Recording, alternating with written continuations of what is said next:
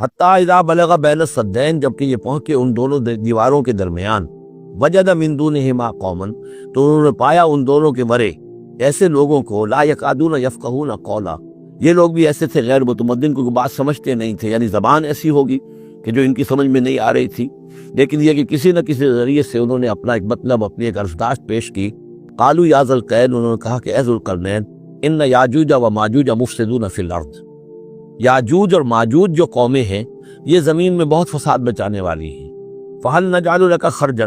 تو کیا ہم آپ کے لیے ایک سالانہ خراج مقرر کر دیں، الی ان تجعل بیننا و بینہم سدا، اس کے عوض کہ آپ ہمارے اور ان کے درمیان ایک سد تعمیر کر دیں، ایک دیوار حائل کر دیں کہ وہ ہم پر حملہ آور نہ ہو سکے، یعنی درے کو بند کر دیا جائے۔ یوں سمجھیے جس اصول پر کہ آج کل ڈیم بنتے ہیں، ڈیم پہاڑی سلسلہ یوں آ رہا ہے، پہاڑی سلسلہ یوں آ رہا ہے، دریا درمیان میں سے گزر رہا ہے، آپ نے اس گزرگاہ پر ایک دیوار کھڑی کر دی، تو یہ گویا کہ ایک آرٹیفیشل لیک کریٹ ہو گئی، پانی یہاں جمع ہو رہا ہے۔ تو اگر پہاڑی سلسلے دو چل رہے ہوں، ان کے درمیان جو راستہ ہے اس کو اگر بند کر دیا جائے، ایک دیوار کھڑی کر دی جائے، اور اس دیوار کے مضبوط دیوار ہو، تو ظاہر بات ہے کہ پھر ادھر سے کوئی آ کر حملہ آور نہیں ہو سکتا، ان کے لیے ایک حفاظت کا سامان ہو جاتا ہے۔ یہاں یہ سمجھ لیجئے کہ یاجوج ماجوج سے کیا مراد ہے۔ حضرت یافس علیہ السلام، جو تین بیٹے تھے حضرت ابو علیہ السلام کے، سام، حام، یافس۔ سامی نسل کے بارے میں تو ہم نے بہت کچھ سمجھ لیا کہ حضرت ابراہیم بھی سامی نسل سے تھے، پھر قوم عاد بھی سام ہی کے نسل کی ایک شاخ تھی، قوم سمود بھی اسی کی شاخ تھی، یہ تمام جو ہے یہ تو سیمیٹک ریسز ہے۔ حضرت یافس کی اولاد نے یہ سینٹرل ایشین ماؤنٹینز کا جو سلسلہ ہے اس کو کراس کیا اور شمال میں چلے گئے، اور شمال میں جا کر دائیں بائیں پھیل گئے، پھر یہ میدان ہے، ٹنڈرے کے میدان اور فلانے میدان اور بڑے بڑے کھلے میدان ہیں، تو گویا کہ ایشیا کو درمیان میں جو سلسلہ کوہ تقسیم کر دیتا ہے، ایک شمالی حصہ ہے، ایک اس کے جنوبی حصہ ہے، یہ شمالی میں چلے گئے اور جا کر پھر پھیلنے میں وہ مشرق کی طرف آئے تو چین اور ہند چینی تک یہ ساری قومیں جو ہیں یہ یلو ریسز، یہ انہی کی نسل سے ہیں، اور مغرب میں چلے تو روس، اور روس سے ہو کر روس کے ساتھ ملتا ہوا علاقہ اسکینڈینیوین کنٹریز کے ساتھ، پھر وہاں سے وہ اتر کے، اور یورپ کے بھی جو یہ مغربی ممالک ہیں، اینگلو سیکسنز جو ہیں، یہ بھی در حقیقت اسی سے اسکینڈینیوین کنٹریز سے اترے ہوئے لوگ ہیں۔ تو یوں سمجھ لیجئے کہ ویسٹرن یورپ اور ایسٹرن یورپ کا بھی خاص طور پر شمالی علاقہ، اور پورا یہ روس کا علاقہ، اور پورا صحرائے گوبی، اور پورا چین، اور وہاں تک جو ہے ہند چینی تک، یہ یافس کی نسل ہے۔ یافس کے جن بیٹوں کے نام تورات میں آئے ہیں، کئی نام ہیں، وہ کوئی ایک دو نہیں، ان میں گوگ اور میگوگ بھی ہے، توبال بھی ہے، بوسک بھی ہے، بوسک ایک شخص کا نام ہے، اور ماسکو ہو سکتا ہے کہ اسی نے آباد کیا ہو اور وہیں سے وہ نام بنا ہو۔ توبال اور بالٹک سی جو ہے اس ایریا کے اندر جو ہے، بالٹک سٹیٹس، توبال ان کے ایک بیٹے کا نام تھا، یہ تورات کے اندر نام دیے گئے ہیں۔ گوگ اور میگوگ، جاجوج ماجوج، یہ بھی انہی کے بیٹوں کی۔ یہ تمام اقوام جو ہے یہ وحشی ہے، اور یہ تاخت و تاراج کرنا، لوٹ مار کرنا، یہ ان کا طریقہ ہے، اور ان کا ہے ذکر جو یہاں پر ہو رہا ہے۔ یہ جو سیلاب آیا تھا، کولونیل سیلاب جو ہم پر آیا تھا، جس میں کہ یہ اینگلو سیکسنز تھے، یہ سب کے سب جو ہیں یہ اسی نارڈک ریسز سے ہیں، یہ بھی یاجوج اور ماجوج کی نسل ہیں۔ ایک سیلاب ان کا آ چکا ہے جو آیا تھا یورپ کے سے نکل کر، یہ کولونیل سیلاب آیا اور پوری دنیا کے اوپر چھا گیا تھا، ایشیا اور افریقہ کو انہوں نے فتح کیا، کولونائز کیا۔ اب اگرچہ ان کی وہ بساط ایک دفعہ تو لپیٹ دی گئی ہے، وہ واپس چلے گئے ہیں، انڈائریکٹلی ہم پر حکومت کر رہے ہیں۔ اب ان کے جو ملٹی نیشنلز ہیں ان کے ذریعے سے، یا بینکوں کے ذریعے سے، آئی ایم ایف کے ذریعے سے، ورلڈ بینک کے ذریعے سے، انڈائریکٹ حکومت ہے جو نیو ورلڈ آرڈر ہے۔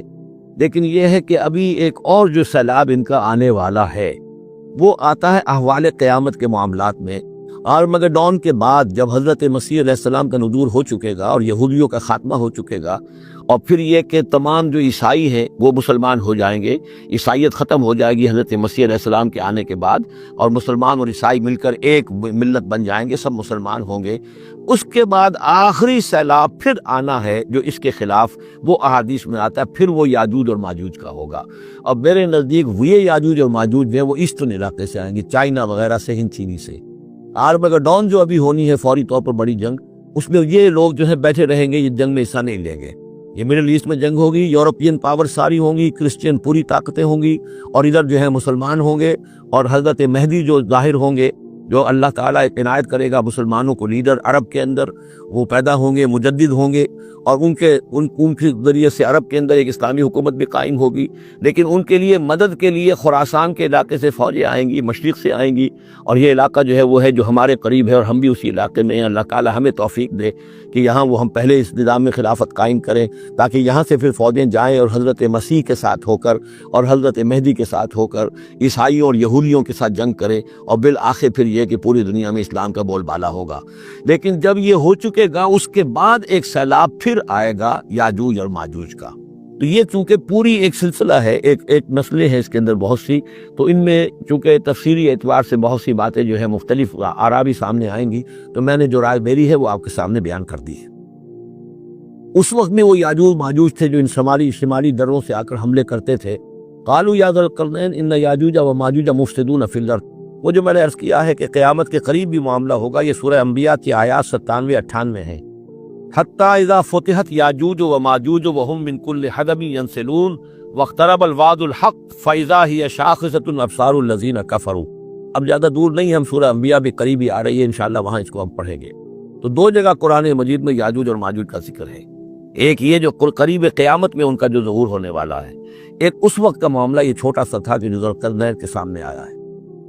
تو کیا ہم آپ کے لیے ایک سالانہ خراج طے کر دیں تاکہ آپ ہمارے لیے یہاں ایک سد تعبیر کر دیں، ایک بند باندھ دیں یہاں پر؟ قال ما مکنی فیہ ربی خیر۔ اب دیکھیے ان کا کردار کہ مجھے جو کچھ میرے رب نے دے رکھا ہے، دولت دے رکھی ہے، مال دے رکھا ہے، وہ بہت بہتر ہے اس سے کہ جو تم مجھے پیش کر رہے ہو۔ مجھے خراج کی ضرورت نہیں ہے، ہاں تمہاری ایک ضرورت ہے، میں وہ پوری کر دیتا ہوں۔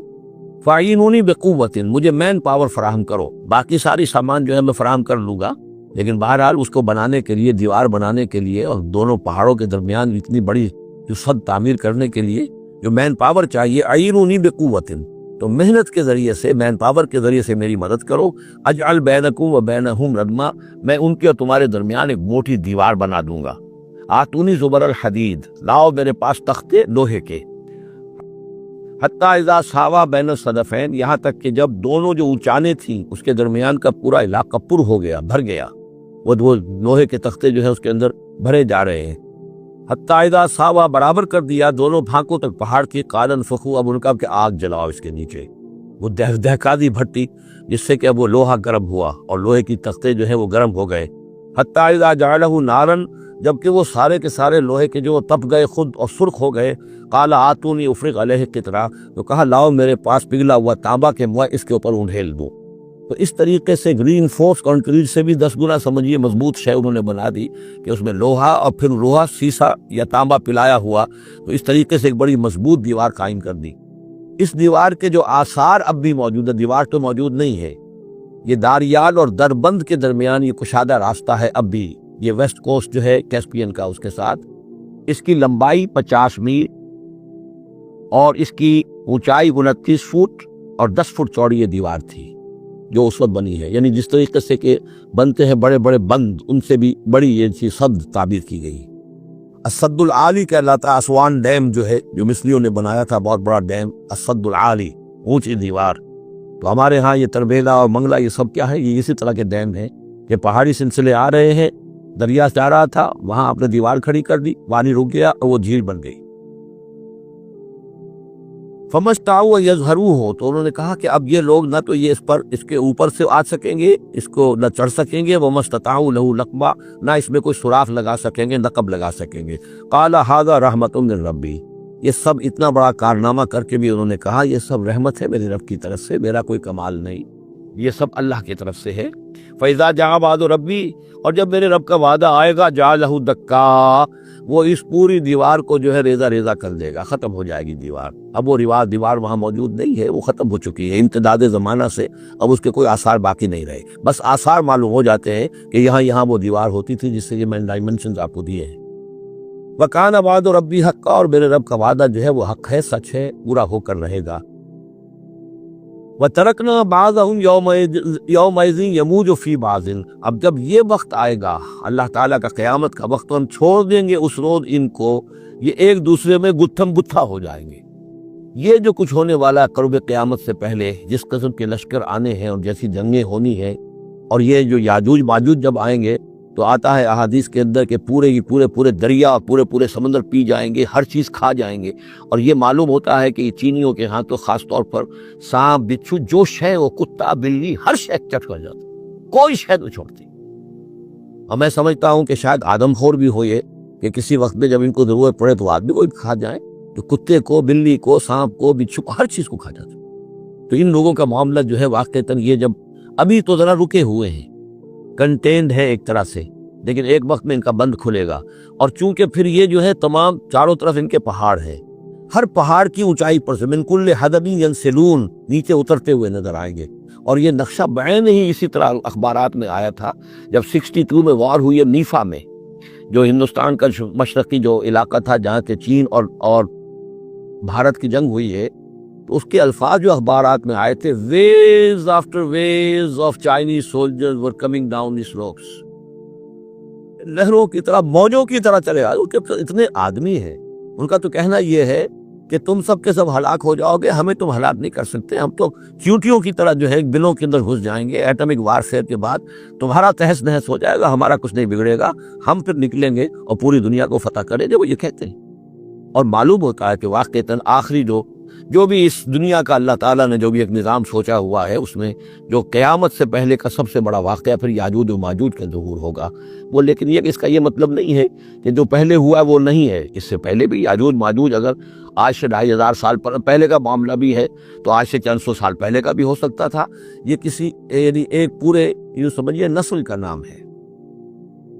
وَتَرَكْنَا بَعْضَهُمْ يَوْمَئِذٍ يَمُوجُ فِي بَعْضٍ وَنُفِخَ فِي الصُّورِ، اور پھر سور میں پھونکا جائے گا، فَجَمَعْنَاهُمْ جَمْعًا، اور پھر ہم ان سب کو جمع کر لیں گے۔ وَعَرَضْنَا جَهَنَّمَ يَوْمَئِذٍ لِلْكَافِرِينَ عَرْضًا، اور اس روز ہم جہنم کو سامنے لے آئیں گے کافرین کے سامنے۔ یہ ہے تمہارا انجام، یہ ہے تمہارے لیے جو ہم نے تیار کیا ہے۔ الَّذِينَ كَانَتْ أَعْيُنُهُمْ فِي غِطَاءٍ عَنْ ذِكْرِي، وہ لوگ کہ جن کی نگاہیں ہمارے ذکر سے کوری ہو چکی تھیں، پردہ پڑا ہوا تھا ان پر، ہم یاد نہیں تھے، بس دنیا سامنے تھی، مسبب الاسباب کو بھول گئے تھے، اسباب پر سارا بھروسہ تھا، مادی اسباب و وسائل، مادی نعمتیں، مادی مال و اسباب، مادی چیزیں جو ہے یہی کی چمک دمک، یہی کی رونقیں، یہی کی شان اور شوکت، اسی کے پیچھے پڑے ہوئے تھے۔ وَكَانُوا لَا يَسْتَطِيعُونَ سَمْعًا، اور وہ سماعت سے بھی بہرہ مند نہیں رہے تھے، اب سن بھی نہیں سکتے تھے، حیوانوں کا سا سننا سنتے تھے۔